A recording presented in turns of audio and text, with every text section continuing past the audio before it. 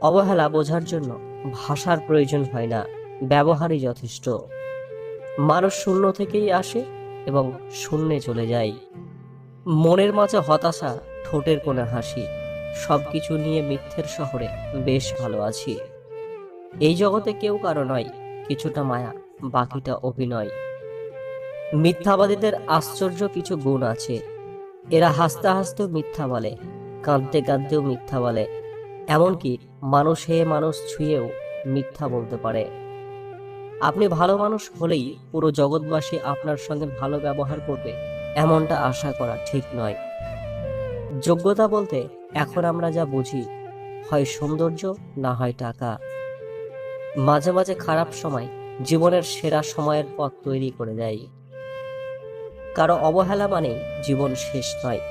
একজনের কাছে তুমি মূল্যহীন হতে পারো, সবার কাছে নয়। দারিদ্র্যের বিরুদ্ধে লড়াই করুন, দরিদ্রদের সাথে নয়। জীবনে যা পাওয়া হয়নি তা নিয়ে ভাবতে থাকলে শ্রেষ্ঠ কিছু পেলেও তার মূল্য থাকে না। শরীর আর সম্পত্তি নিয়ে কখনো গর্ব করতে নেই, কারণ অসুস্থতা আর দারিদ্রতা কাউকে বলে আসে না।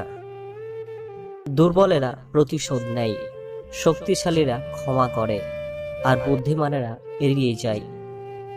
যে কাঁদিয়ে মানিয়ে নেয় সে হলো বাবা, যে কাঁদিয়ে নিজেও কেঁদে ফেলে সে হলো মা। পৃথিবীতে সবার ভালোবাসা ফুরিয়ে গেলেও বাবা মায়ের ভালোবাসা কখনো ফুরবে না। একজন প্রেমিকা ঠিক ততটাই সুন্দর যতটা তার প্রেমিকের দৃষ্টি সুন্দর। মৃত্যু তো একদিন নিশ্চিত, তবে মৃত্যুকে কেন ভয়? তাই মৃত্যু হোক একবার, ব্যক্তিত্বের যেন না হয় পরাজয়। কেউ গুরুত্ব না দিলে দুইটি কাজ করুন: এক, মুখের কথার সাথে কাজের মিল রাখুন। দুই, নিজের যা আছে তাই নিয়ে খুশি থাকুন, কারণ যে নিজেকে নিয়ে সুখী থাকতে পারে না তাকে কেউ গুরুত্ব দেয় না।